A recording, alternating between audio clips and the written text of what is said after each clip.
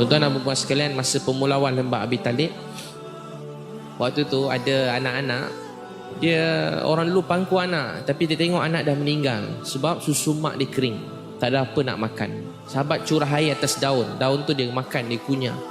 Sampai sahabat cerita, bibir-bibir kami pecah. Dan bila kami buang air besar, sahabat cerita dia nangis. Kami buang air besar, tak ada apa yang keluar. Yang keluar cuma najis-najis, tapi macam najis-najis kambing. Balik je daripada tu.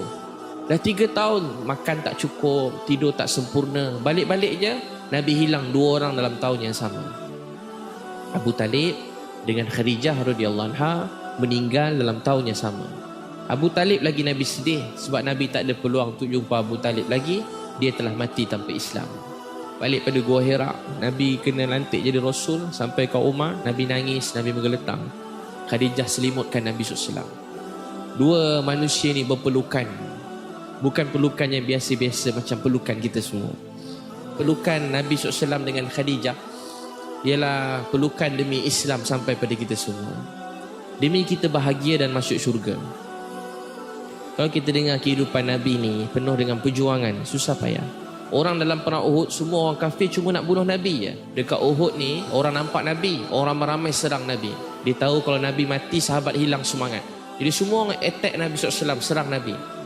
Sampai tak berhenti orang datang kat Nabi. Tahu tak Nabi kata apa? Di manakah jiran-jiran aku? Di manakah jiran-jiran aku? Di manakah jiran-jiran aku? Sahabat datang, sahabat demi sahabat datang. Semua datang mati syahid, datang mati syahid, datang mati syahid. Last kali orang dapat Nabi. Dia pukul Nabi sampai Nabi jatuh. Nabi pakai topi besi. Dia hentak-hentak Nabi ni sampai topi besi tu melekat kat kepala Nabi SAW. Keluar darah daripada muka Nabi SAW. Keluar daripada kepala Nabi darah. Keluar daripada mata Nabi ni darah. Keluar daripada mulut Nabi ni darah. Gigi Nabi SAW patah. Nabi jatuh pingsan. Ada beberapa orang telah datang sorok dan selamatkan Nabi SAW. 70 sahabat mati syahid dalam Uhud. Masa Nabi balik ke Madinah, Nabi dengar daripada setiap rumah orang menangis. Ada yang menangis, ya Allah kami hilang suami yang kami sayang. Ya Allah kami hilang anak yang kami sayang. Ya Allah kami hilang keluarga yang kami sayang. Yang lebih menyedihkan lagi ialah peristiwa di Taif. Masa Nabi SAW pergi Taif, lebih kurang 10 hari Nabi buat dakwah. Bila Nabi SAW, semua orang halau Nabi, daripada pembesar sampai orang biasa. Bila Nabi nak balik, dia orang baling batu kat Nabi SAW, lebih kurang 10 km. Nabi SAW jatuh pingsan, berdarah. Tapi tahu tak Nabi doa apa? Ya Allah, aku adukan kelemahan dan kedaifan aku dalam berdakwah ini kepada Engkau. Ya Allah, aku yang lemah, aku yang daif, aku yang tak pandai buat dakwah ni. Ya Allah, mana lagi kita nak cari orang lebih penyayang daripada Nabi SAW. Allah nak kita semua dengar dan kita faham mahalnya Islam masuk dalam hati kita ni. Cuba tuan-puan ingat mak ayah kita, kebanyakannya semua Islam. Ingat anak-anak kita, semuanya kebanyakan Islam. Ingat isteri, suami kita Islam. Kenapa kita masih tak bersyukur dalam hidup kita?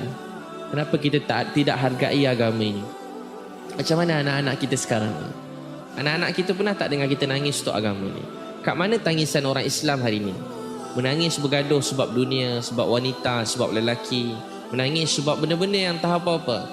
Tuan-tuan dan puan sekalian, ada seorang sahabat nama Jabir bin Abdullah radhiyallahu anhu. Dalam Asbabun Nuzul, Jabir bin Abdullah ni, dia adik-beradik ramai. Yang lain perempuan, dia seorang lelaki. Dia dengan bapa dia rapat, Abdullah bin Haram Al-Ansari radhiyallahu anhu. Tuan-tuan dan puan sekalian, tiba-tiba bapa dia nak pergi berjuang perang Uhud. Dia nangis-nangis nak ikut. Dia kata, ayah saya nak ikut, ayah sama-sama berjuang.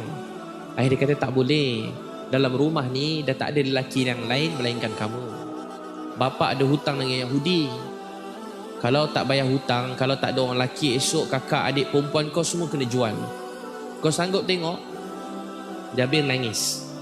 Tapi kalau ayah tak pergi, siapa lagi nak berjuang? Dia pergi. Bapa dia pergi, Jabir tengok bapa dia pergi sambil nangis.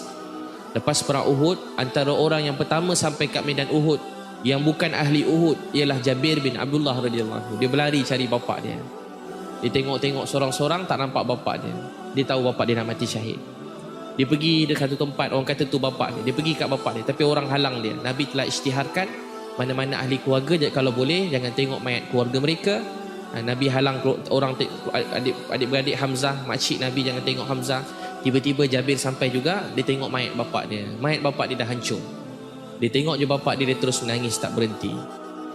Dia cuma ada ayah dia. Ayah dia cuma ada dia. Cuma dia berdua lelaki dalam rumah tu. Nabi SAW pujuk Jabir daripada belakang. Nabi pegang dia, Nabi gosok dia. Nabi kata, wahai anakku, kamu nak tahu tak apa bapa kamu sedang buat sekarang? Ayah kamu sedang berbual dengan Allah Subhanahu wa taala.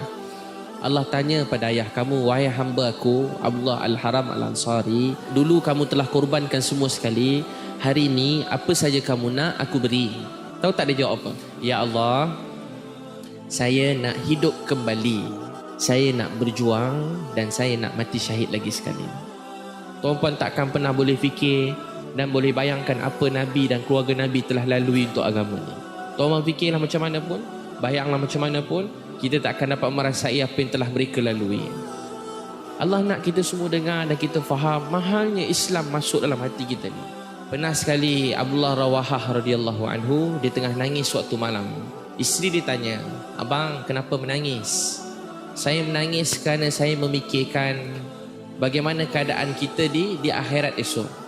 Adakah kita berjaya dapat lintas titian sirat ke tidak? Bagaimana keadaan kita di akhirat nanti? Kita tak tahu lagi nasib kita semua macam mana. Saya cakap tak tahu lagi.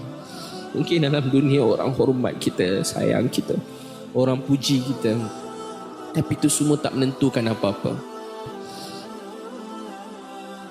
Tuan-tuan dan puan-puan sekalian, orang yang paling mulia dalam dunia ingin ahli keluarga mereka masuk Islam. Mulai ini buat taklim dalam rumah 5 minit, baca Quran dengan isteri, baca Fatihah kat isteri. Yang dengan Fatihah abang minta maaf, 15 tahun abang kahwin dengan awak, abang tak pernah dengar Fatihah awak, abang minta maaf. Dengan Fatihah abang, kalau salah betulkan. Isteri pun dengar Fatihah suami. Lepas tu isteri pula baca, yang baca Fatihah abang nak dengar, abang nak dengar Fatihah awak. Isteri pula baca Fatihah, suruh anak-anak pula baca, kumpul keluarga. Untuk itu tuan-puan sekalian, kita kena berjuang untuk agama ni sungguh-sungguh. Jaga agama kita dengan baik, sungguh-sungguh. Lalui hidup ni dengan rasa cinta, dengan rasa sayang. Innama ashku bathi wa huzni ilallah. Kepada Allah aku adukan kesedihan dan kesusahanku. Innama ashku bathi wa huzni ilallah. Kepada Allah aku adukan kesedihan dan kesusahanku.